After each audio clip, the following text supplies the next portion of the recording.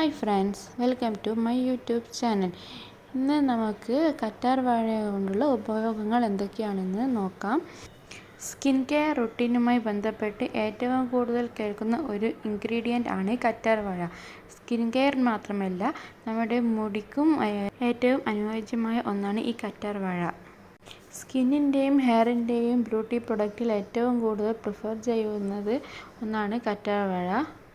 പലതരത്തിലുള്ള ഡാമേജ്, മുഖക്കുരു, skin dry ആവുക, അതുപോലെ സൺ ഡാമേജസ് എന്നിവയ്ക്കൊക്കെ കറ്റാർ വാഴ മുഖത്ത് അപ്ലൈ ചെയ്യുന്നത് വളരെ നല്ലതാണ്. ഫ്രഷ് ആയിട്ടുള്ള കറ്റാർ വാഴ ഉപയോഗിക്കുന്നതാണ് ഏറ്റവും നല്ലത്. ഫ്രഷായ കറ്റാർ വാഴ ഒരു തണ്ട് മുറിച്ച് അത് 1-2 മണിക്കൂർ കുത്ത വയ്ക്കുക. അപ്പോൾ അതിൽ നിന്നൊരു യെല്ലോ കളറിലുള്ള ദ്രാവകം പുറത്ത് വരും. അത് പോയി കഴിഞ്ഞതിന് ശേഷം മാത്രമേ നമ്മളത് സ്കിന്നിൽ അപ്ലൈ ചെയ്യാൻ പാടുള്ളൂ. അല്ലെങ്കിൽ നമ്മുടെ സ്കിന്നിന് പലതരം ഇറിറ്റേഷൻസ്, ചൊറിച്ചൽ അങ്ങനെയൊക്കെ നമുക്ക് അനുഭവപ്പെടും.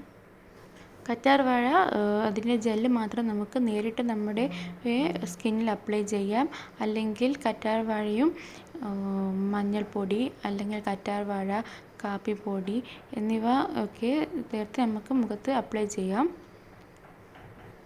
അതുപോലെ തന്നെ ഹെയറിനും ഏറ്റവും കൂടുതൽ പ്രൊട്ടക്റ്റ് ചെയ്യുന്ന ഒന്നാണ് കറ്റാർ വാഴ. നമ്മുടെ മുടി ഡ്രൈ ആവുക, മുടി പൊട്ടിപ്പോവുക, താരൻ എന്നിവയ്ക്കൊക്കെ കറ്റാർ വാഴ വളരെ നല്ലതാണ്.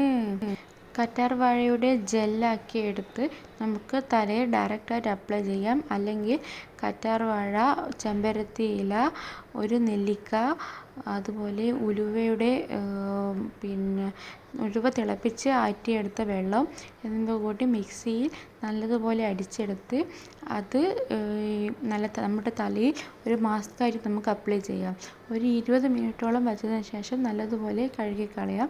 നമ്മുടെ മുടി വളരുന്നതിനും മുടി കൊഴിയുന്നതിനും അതുപോലെ തന്നെ താരൻ, മുടി ഡ്രൈ ആവൽ എന്നിവയ്ക്കൊക്കെ ഈ കറ്റാർ വാഴ വളരെ നല്ലതാണ്.